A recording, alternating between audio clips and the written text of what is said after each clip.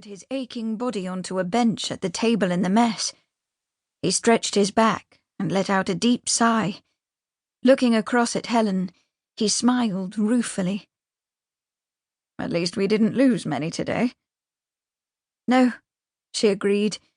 "It could have been so much worse." They ate in silence, lost in their own thoughts, almost too weary to make conversation. "I'm going to get my head down for a couple of hours," he said. "I'll see you back in the theatre later. Perhaps after dinner you would like to come to my tent and have a well-earned glass?" She nodded, rose to her feet, and made her way to her own room. Stripping off her uniform, she set her alarm clock and climbed into bed.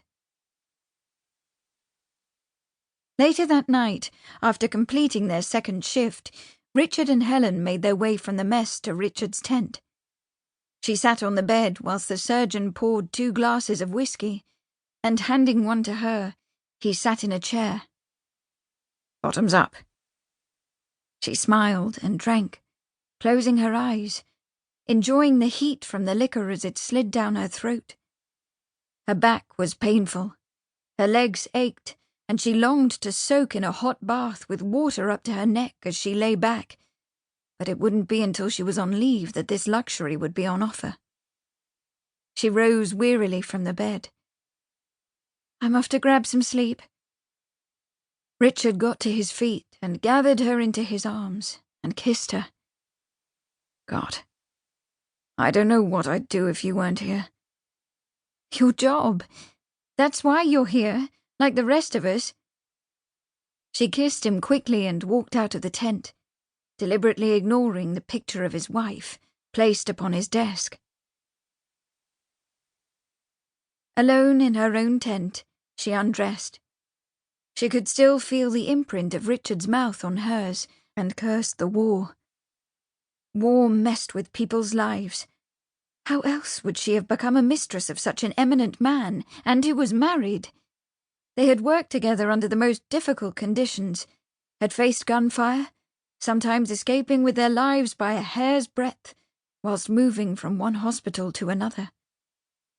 Facing death brought people together, lowered the barriers that should have kept them apart, and now she was involved with a man who belonged to another.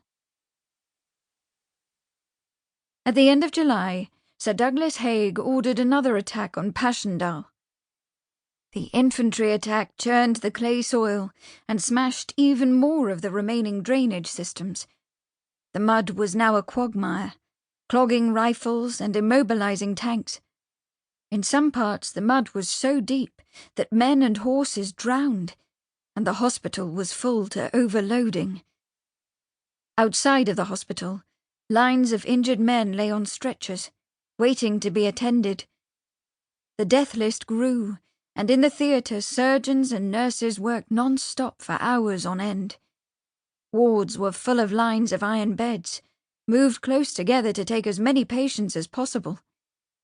During the day, the side flaps of the tents were lifted to allow air to flow through the inside, giving at least a modicum of comfort. Those in pain called out, and nurses would scurry over to them to try and relieve their suffering, bathe their fevered brow, try to calm them and give them comfort. "I ain't never going back to that hellhole again, nurse," cried one young soldier to the nurse attending him.